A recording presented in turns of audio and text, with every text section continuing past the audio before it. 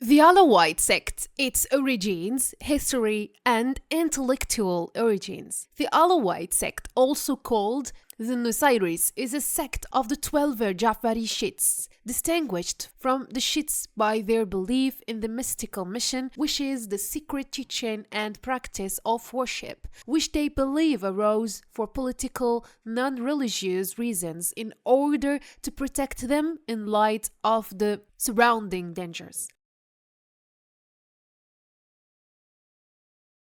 They also differ in their belief in the fact that Muhammad bin Nusayr al-Numayri was one of the deputies of Imam Mahdi during the period of the minor occultation. In addition to this,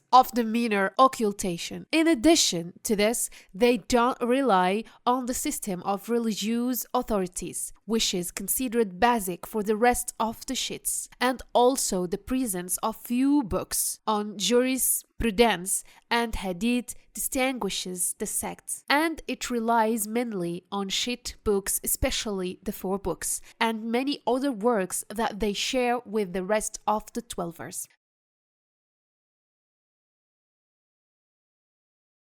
The sect enjoyed an intense kind of secrecy, which is why many accusations have been directed at it throughout history. Some Shiites described it as extremism, and some Sunnis described it as a sect that concealed infidel, mystical beliefs.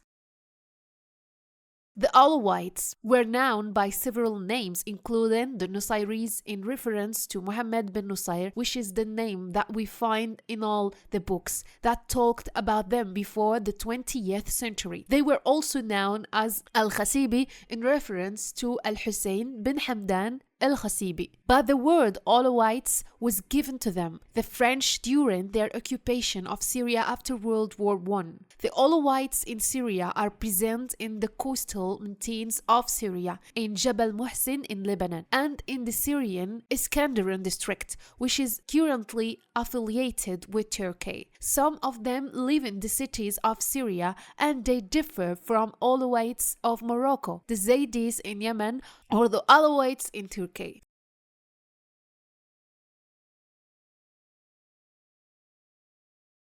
Foundation.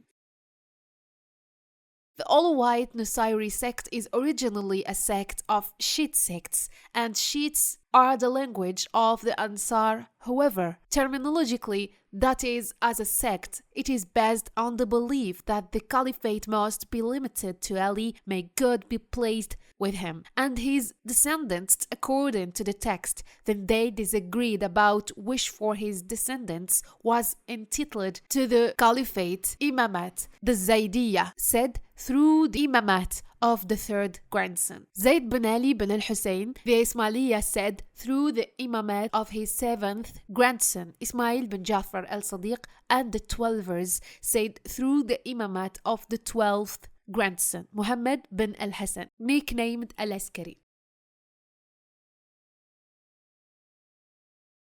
Founder of the sect, Abu Suhaib Muhammad bin Nusayr al-Abdi al-Bakri al-Numayri al-Tamimi. He lived and was active in Samarra, Iraq. He is always mentioned as one of the companions of Imams Ali al-Hadi and al-Hassan al-Askari. The Alawites believe that he is one of the most senior scholars, and that he is the doer to the Imam and the one entrusted with his secrets, while other Shiites consider him to be one of the two Shiites, Ashariya, claiming that his words cannot be relied upon, and that is why the Alawites are called Nusayriya. The Nusayris believe that Abu Suhaib is the legal door of Imam Hassan al-Askari, but the negligent Shiites or Jafariya reject what the Nusayri Shiites say about Abu Suhaib's door. Rather, they consider that the Imam's ambassador was Abu Jafar al-Saman, who is the financial official of Imam al-Askari. Therefore, the Nusayri Shiites criticized the Jafari Shiites for not. Their distinction is between the scientific and religious authority, that is the legal chapter, which is Sayyid Abu Suhaib Muhammad bin Nusayr, and the person in charge of financial affairs, who is Abu Jafar al-Amri al-Baghdadi al-Samman.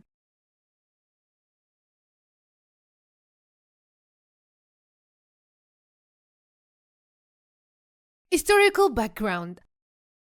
After the departure of al-Nusayri, Muhammad bin Jundub assumed the leadership of the Alawite sect. Then Abu Muhammad Abdullah bin Muhammad al-Jinan al-Jambalani, then al-Hussein bin Hamdan al-Qasibi, and the center of Aleppo moved to Latakia, and its head became Abu Sa'd al-Maymun Suru bin al-Qasim al-Tabarani, and then it was for the Alawites. Two centers, one in Baghdad and other in Latakia. As for the Baghdad center, it ended with the entry of the Mongols to Baghdad, and the Latakia center continued in the year 1097 during the Crusade. The Crusaders fought the Alawites at first, then they made peace with them and allied with some of their sheikhs. And in the year 1120, they were defeated. The Ismailis and Alawite Kurds, and 3 years after the defeat, were able to defeat the Kurds. In 1297, the Ismailis and Alawites attempted to integrate, but sectarian differences prevented this integration. They were then subject to the authority of the Ottoman Empire over the Levant since 1916, but some of their clans revolted against them, so the Ottoman Empire sent disciplinary campaigns against them.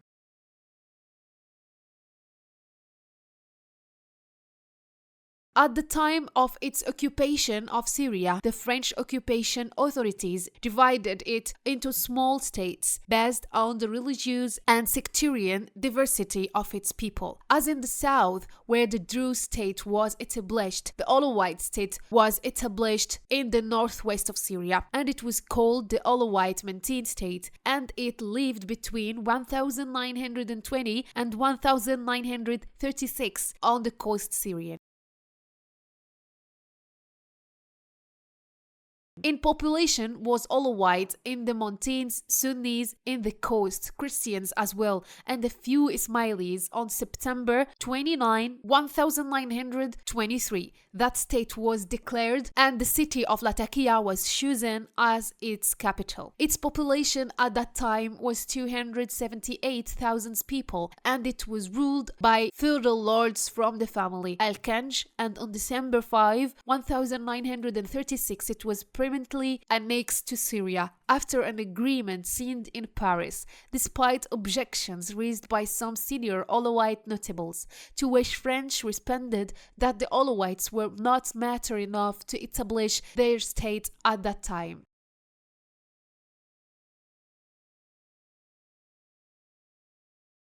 The intellectual origins of the Alawite sect.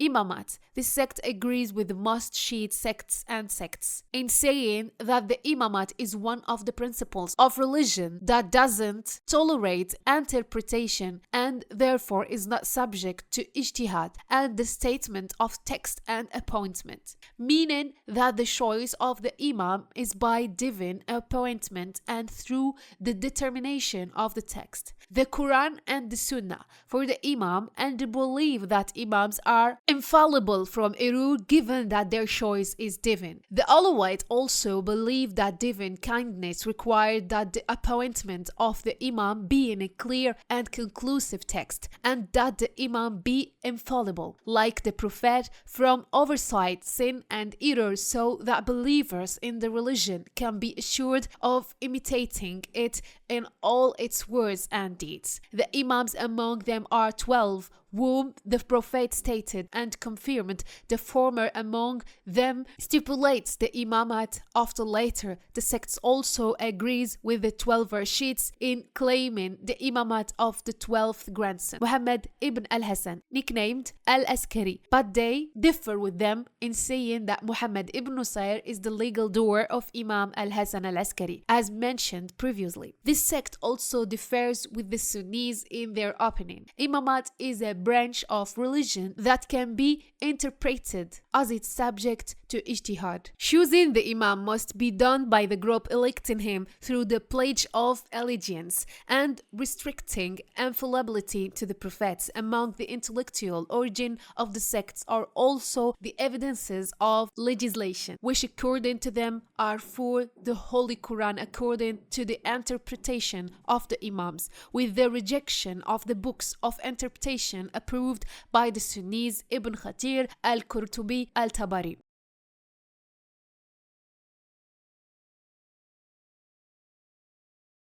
And the Sunnah of the Prophet, and they reject the books of hadiths approved by the Sunni Sahihs al-Bukhari and Muslim, Ahmad and Ibn Majah, and they attach to the Sunnah what is proven from the Imams and consensus, and they include within it the words of the infallible Imam, for with them it is conclusive evidence, even if it's hidden from them, and reason and rational evidence according to them are proof it falls in the chain of reasons or is one of the rational independence. The use of rational evidence in jurisprudence is limited to the mujtahid, who is the one who has acquired the ability to help him deduce supervisions from its detailed evidence.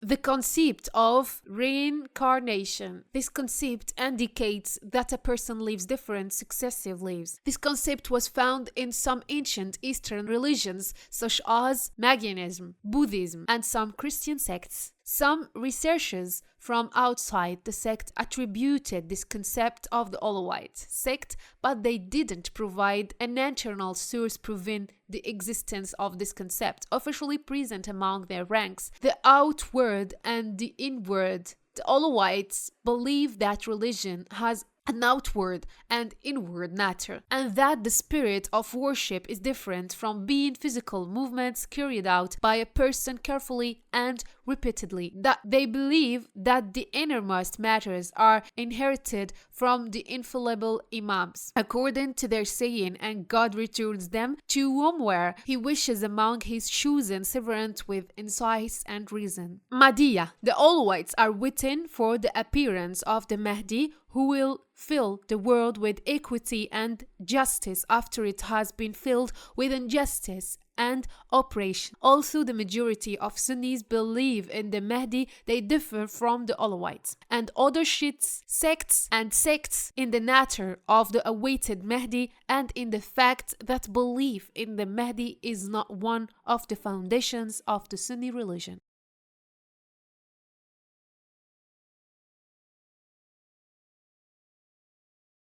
Jihad. According to the Alawites, jihad is one of the pillars of religion, and it is obligatory for the sake of calling to Islam. But for them, its obligation is sufficient, and it's also obligatory for the sake of defending Islam. Muslim countries are oneself honor and money, and it's obligatory in kind for everyone who can provide benefit. Knowledge. In the field of knowledge, the Alawites follow the mystical approach that is restricted to the text according to the understanding for the Imams. Hijab. Alawites see the hijab is a kind of desirable modesty that shows a woman's chastity and purity, and they see it as necessary during prayer, but they don't force women to wear it.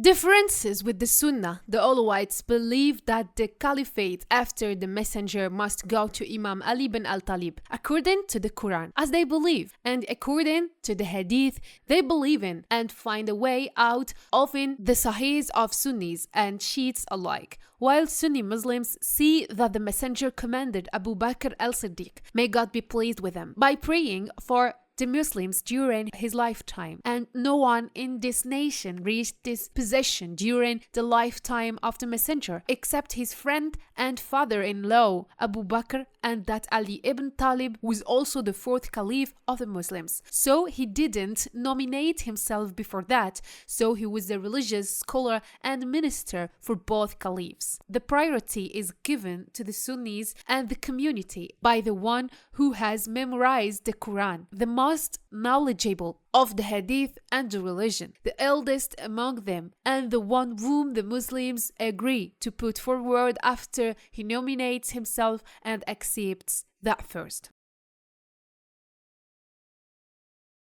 Difference with Imami Shiites, the Alawites believe that there is no division among the Shiite sect, but that Imami jurisprudence passed through three stages that contributed to its emergence and development: the jurists, the narrators, the Hadith scholars, the fundamentalists, the Ikhbaris, and they confirm that the Alawite school has a clear curriculum, the path inspired by the Quran and the biography of the Prophet's family, which are linked together. The two sects follow one doctrine, which is the doctrine of the Ahl al-Bayt. The Alawites also agree with the Shiites in general regarding the historical narration of the period of the Messenger and after the Messenger, but they differ in religious theories, Quranic interpretations, and their reverence for Ali bin Abi Talib, and they claim that they know the other half of the apparent through frequent transmission of the infallible Imams. What the Alawites focus most of their attention on is the mind, as they symbolize the mind to the Messenger.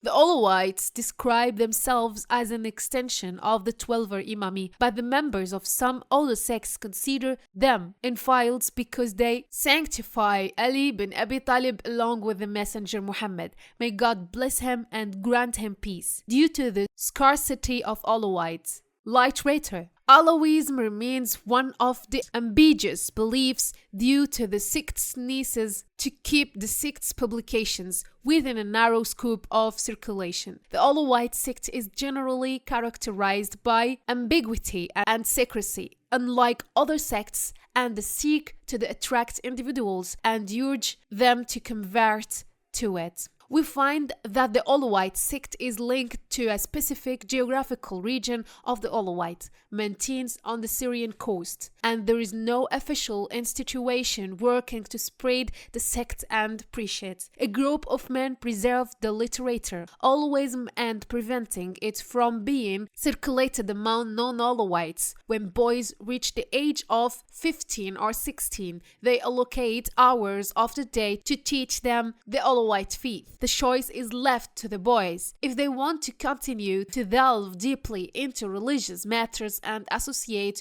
with one of the sheikhs to delve into matters of religion.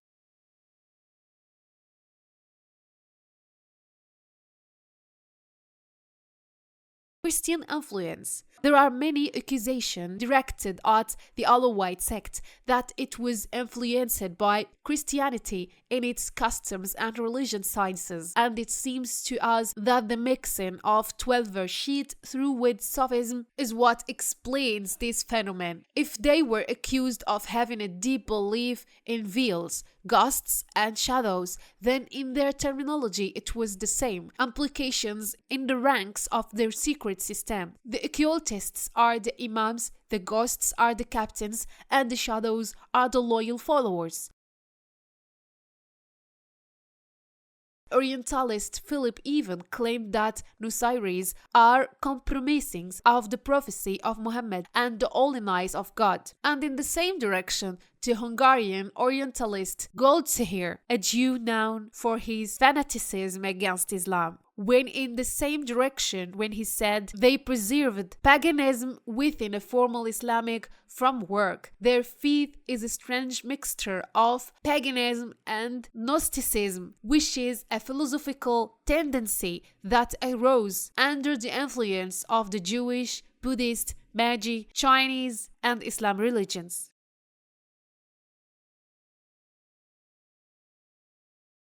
Structure of Alawite society. The Alawite Nusayri community is composed of Levantine and Iraqi clans from Ghassan, Bahra, and Tanuh, who embraced the Imami Shiite doctrine in the beginning, then converted to Alawite Nusayri thought. The Alawite sect is now limited to certain clans, some of which trace their lineage back to the branch of the Levantine and Iraqi tribes of Ghassan, Buhra, and Tanuh, who embraced the Twelver Shiite sect at an early date, then converted to the Alawite Shiite sect. Some of their tribes, such as the Mahraza, trace their lineage back to the Hashemites, and some of them increased their lineage. Their number was due to the migration of the Tay tribes end of the 3rd century AH and Ghassan, who were pushed by the Crusades from Mount Sinjar in Iraq to the Levant region. They were thus divided into many clans such as the Nawasra, Al-Janniyah, and Al-Rasalna, including the Haydariya, Al-Ghaibiyya, who are the Alawites north of the northern Kabir River today in the Basanada region and beyond. They are villages around it. This is in addition to the fact that subjective stagnation and objective colonialism led to the cessation of the cultural progress of Arab societies in general, and the Alawite sect in particular, and the subjective form of cultural backwardness appeared, represented by the spread of heterodox thinking that includes quasi superstitious and mythical thinking in Arab societies in general, and the Alawite sect in particular, which prompted some prominent figures of the Alawite sect to call for the fight against heretical thinking and the semi-superstitious and semi-mythical thinking embedded in it.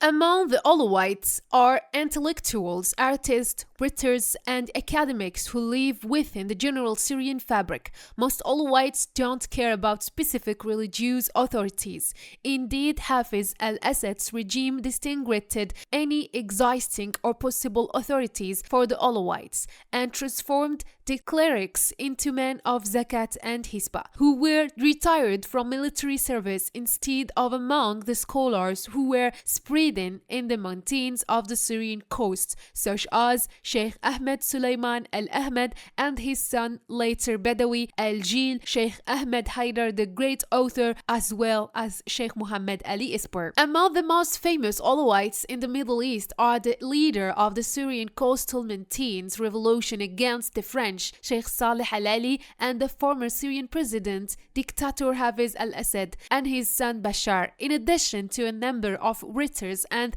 thinkers such as the poet Adonis, the poet Badawi al-Jabal, the poet Sulaiman al-Isa, and the late poet and playwright Mamdouh Adwan, who is nominated for a award. Nobel Sadallah Wanous and many other Syrian thinkers. The Alawites are divided tribally into 4 federations: the tailors, the blacksmiths, the Tawara, and the Kalbiya, distributed over the entire Latakia region and its surrounding areas, and many of the villages and lands affiliated with it are distributed among families from different clans. Sometimes the tribal federations have more than one leader, president or leader. As they are divided, these federations were divided into clans. One of the most important structural strictures of Alawite society is that the Alawites don't accept converts from other religions, nor do they allow the publication of their holy books except for a limited group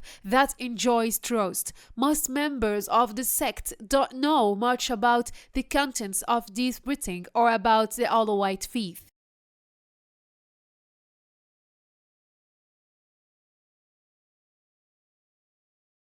Geographical distribution of Alawites. Alawites constitute about 12% of the total population of Syria, meaning more than 1.5 million people, most of whom, more than 70%, gather in the Alawite mountains, a mountain range facing the Syrian coast and also known as Nusayriya mountains, or Hafiz al-Assad called them the mountains. Latakia, and there are other Alawite communities inhabiting areas and villages around the cities of Hama and Homs. About 250,000 Alawites, and perhaps more, live in Damascus and Aleppo. Unlike Syria, there are Alawite communities in Turkey as well, and they are a few 100,000 in Alexandretta. Currently, the Syrian Iskandarian Brigade Hatay in Cilicia and in Lebanon, a few tens of thousands, mainly in Jebel Muhsin. There are also communities of them in both Iraq and Palestine, and Iran as well is in Greece, Bulgaria, even Albania, and in America alone there are more than 250,000 Alawites.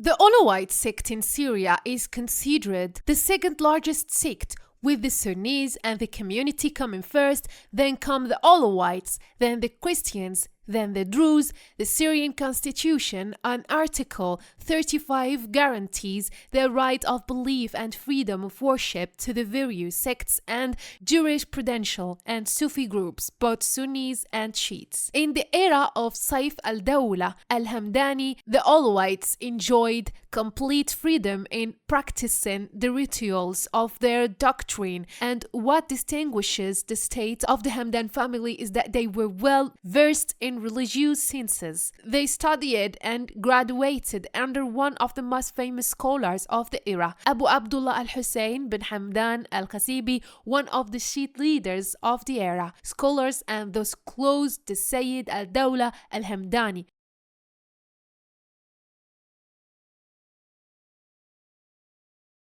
During the era of the Hamdani state, the sect lived in complete peace and the Syrian coast was secure from the Crusades. Antioch was the Prince Abu al-Shair al-Hussein bin Ali bin al-Hussein bin al-Hamdan, and Latakia was the Tanuhi princes Muhammad, Hussein, Ali and Muaz. In the south from Tripoli to Tiberias was Prince Abu al-Hasan Raik bin al-Khadir al-Ghassani, then his son Prince Muhammad bin Raik, known as the Prince of Princes, and his governor in Tyre Sidon and Marajon was Prince Badr bin Ammar bin Ismail. Saif al-Dawla died in Aleppo in the year 356 AH, and his son Saad al-Dawla succeeded him. After his death, his son Said al-Dawla succeeded him. During his time, the Hamdanite state disappeared and the Mirdasids took over the city of Aleppo and built their state. The statues of the Alawites weakened, their memory disappeared, and that state robbed them of their sublime authority and extravagant glory.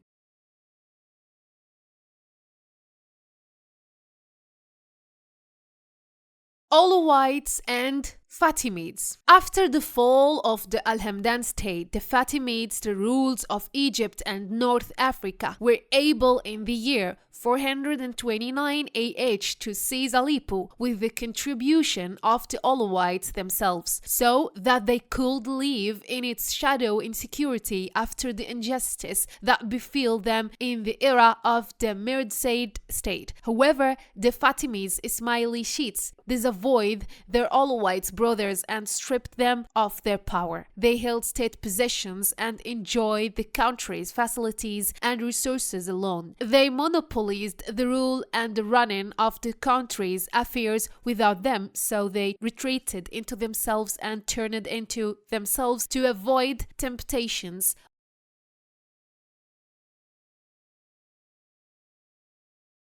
Alawites and Ayyubid rule. After the fall of the Fatimid state, Saladin al-Ayyubi established their state in the year 567 AH after seizing power from the hands of Al-Adid, the last of the Fatimid caliphs. The Alawites in the Levant lived in an era of restrictions on them in practicing their work. Saladin al-Ayyubi ordered that no one's testimony be accepted, nor that he be presented for reading or preaching to teach unless he is an imitator of one of the four Sunni schools of thought. He also dismissed Shiite judges and replaced Shafi judges throughout his country in Egypt and Syria. During the cessation of the Crusades, the Alawites has fierce war and bloody conflicts with the Kurds and Ismailis. They were not relieved from an external war unless an internal war opened up against them. After that, the Ayyubis continued to tighten the screws on the Alawites and keep them away from the resources of government to the best of their efforts. At that time, they resorted to living at the outskirts of these mountains due to their weakness in resisting.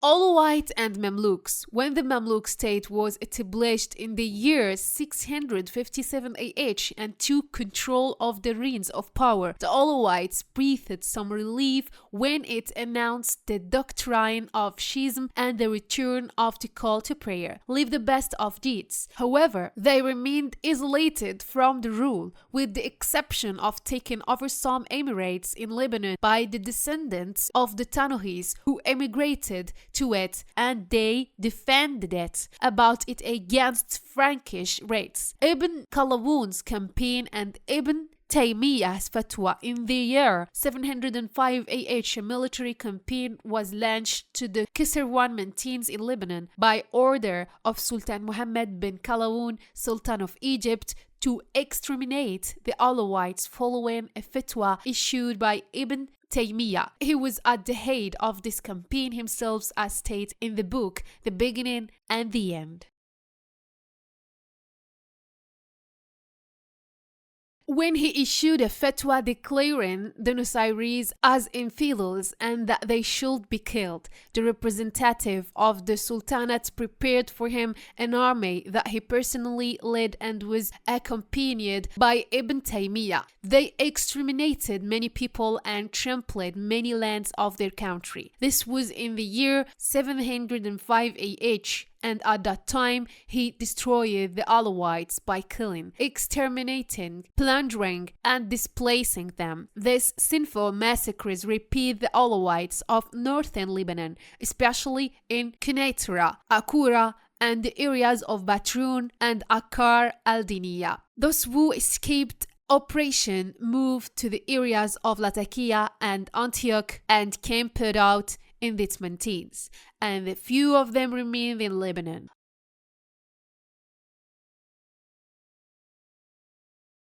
Alawites and Ottoman rule, with the Ottoman Empire extending its arms to the Levant, Iraq, Egypt, and the lands of the Hijaz. A new chapter of the suffering of the Alawites began. They suffered scourges during the Ottoman rule, which extended for the centuries of 2 years. Sultan Selim the Ottoman launched campaigns against the Alawites to discipline them and bring them under his obedience. The Alawites lived in the mountains to escape and not voluntarily.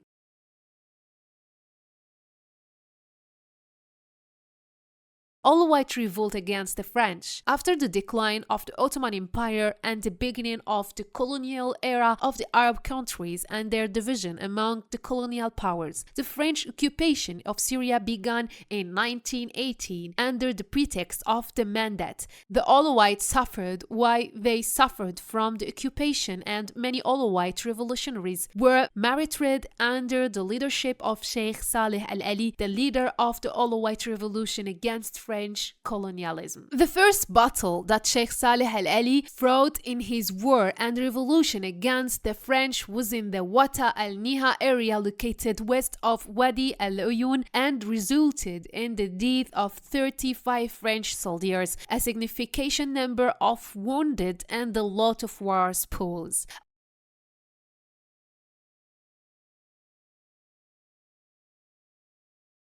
Alawites entered the Syrian Republic following the establishment of the Syrian Republic. Many conflicts and coups took place over power in Syria, which once again strengthened the position of Alawite officers in the Syrian army. The Ba'ath Party also contributed to the rise of the Alawite sect as a ruling elite, as the Ba'ath Party was founded, and with its secular socialist idea, it attracted masses of Alawites from peasants and rural people who suffered from discrimination and lived in a state of extreme poverty. The migration of rural people to the cities also contributed to strengthening this phenomenon. In addition to the movement of rural people to the cities to study, Alawites joined in large numbers the ranks of the Ba'ath Party, especially in the party's branch in Latakia and in the branches of the universities of Damascus and Aleppo. The Alawites played an important role in the March 1963 coup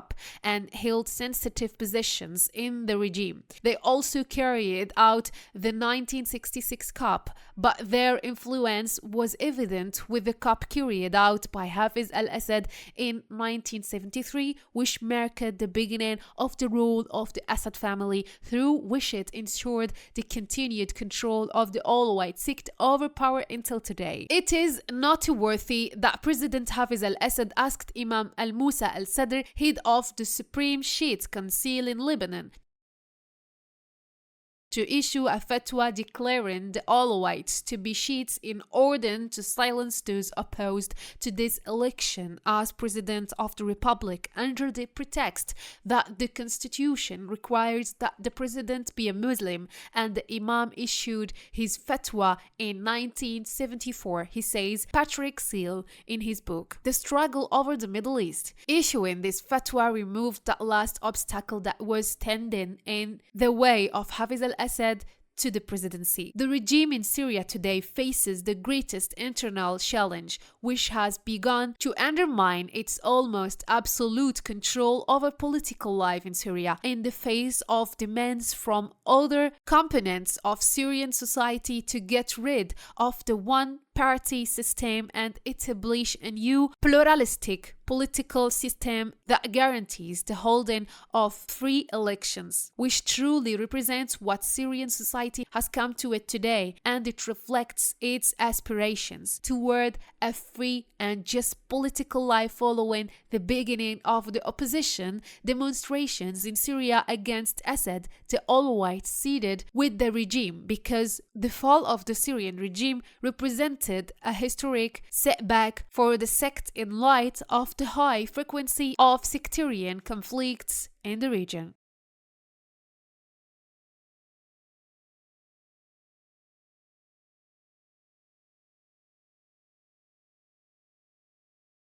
Alawites in Turkey. The Alawites in Turkey are Jafari Shiites and are settled in central, western, and eastern Anatolia up to the borders with Iran and Azerbaijan. They are a non-Nusayri sect that inhabits the Syrian coast and the Syrian Iskandarian Brigade, which is currently affiliated with Turkey. They were called Alawites during the French occupation of the Levant, where they were granted to the Alawite state in 1920. The confusion continues to this day between the two sects, whether in the Arab world due to the reliance on the French surname, or inside Turkey due to the process of ideological dilution after the establishment of the modern Turkish state.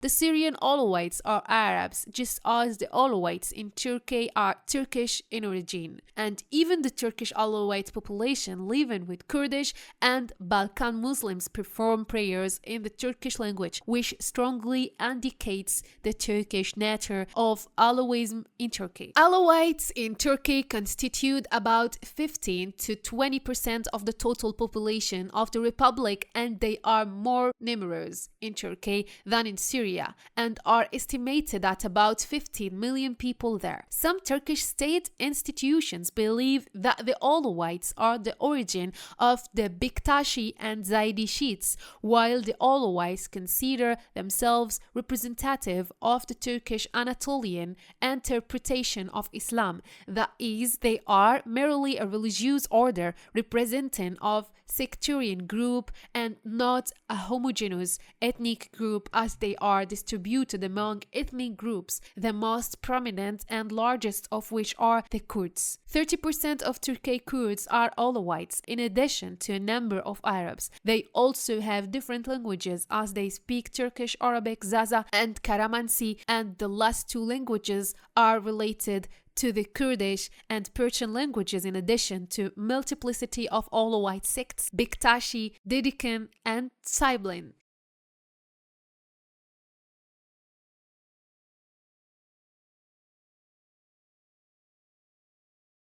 The Alawites found in Ataturk's measures an important opportunity to perform their role in political and social life, and they become the mainstay of the secular system with the political breakthrough and party pluralism in Turkey after World War II. The Alawites joined the secular lifestyle parties, declared their support for the 1960 COP, and participated in preparing the 1961 constitution, which it stipulated many religious freedoms, which increased their religious, social, and media activity, and they succeeded in occupying about 15 parliamentary seats in the 1965 elections. In any conflict between left and right-wing parties, Alawite sides with the left camp, and they are always members of the Republican People's Party, which was founded by Ataturk to ensure the secularism that protected their status as a minority.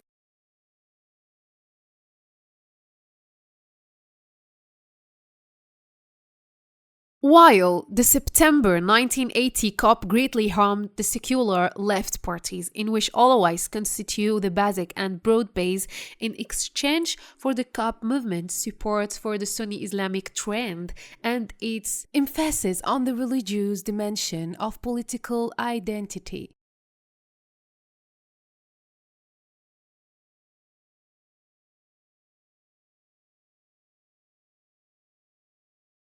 Turkish Alawites in the Syrian crisis. The Alawites remained for a long time at the beginning of the outbreak of demonstrations against Syrian President Bashar al-Assad without declaring an explicit position on supporting Assad or siding with the ranks of the opposition. However, with the transformation of the Syrian demonstrations into an armed opposition, the Alawites began to highlight their position in support of the Syrian regime and described the armed opposition as treason.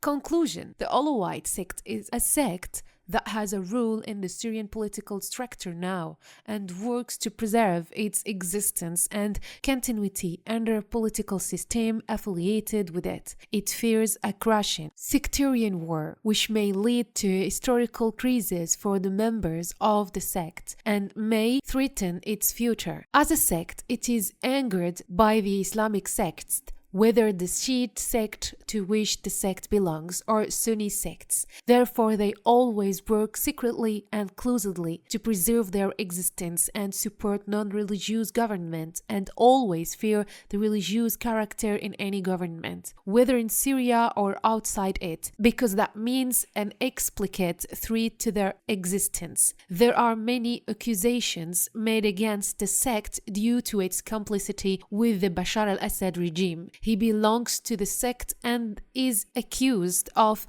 committing major massacres against the Syrian people. He is the one who destroyed Syria and its infrastructure and displaced millions of Syrians and displaced them in all parts of the world. Others believe that the Alawites are persecuted and their punishment is doubled if they support the revolution and the people, and that revenge is being carried out against his family, and that fear has gripped them, especially after the regime planted a complex of fear and that the opponents will massacre them, which led to a reaction that may have made them side with Assad. The matter is not devoid of the presence of Alawites who have stood with the Syrian revolution since its beginning and declared their adherence to democracy, but the regime has brutalized everyone who stood against it. The most prominent member of the sect who opposed the regime was Fadwa Suleiman, Wahid Sakr, Jamal Suleiman, Mundir Mahous, and many other honorable people. Customs and traditions. All white customs are like the customs of the diverse Syrian society. All whites in general are similar to the rest of the Syrians and terms of heritage,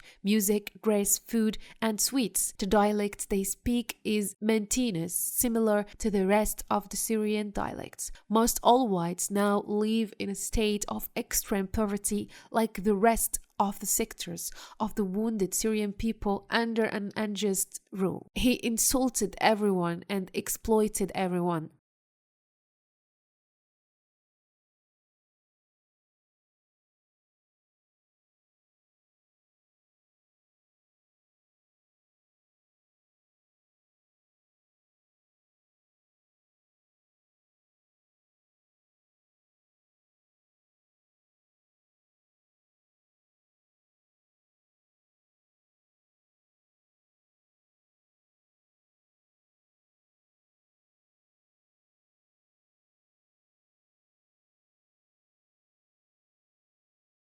Don't forget to subscribe to the channel and activate the bell button to receive all new updates. Wikitube is the first audiovisual encyclopedia in the English version.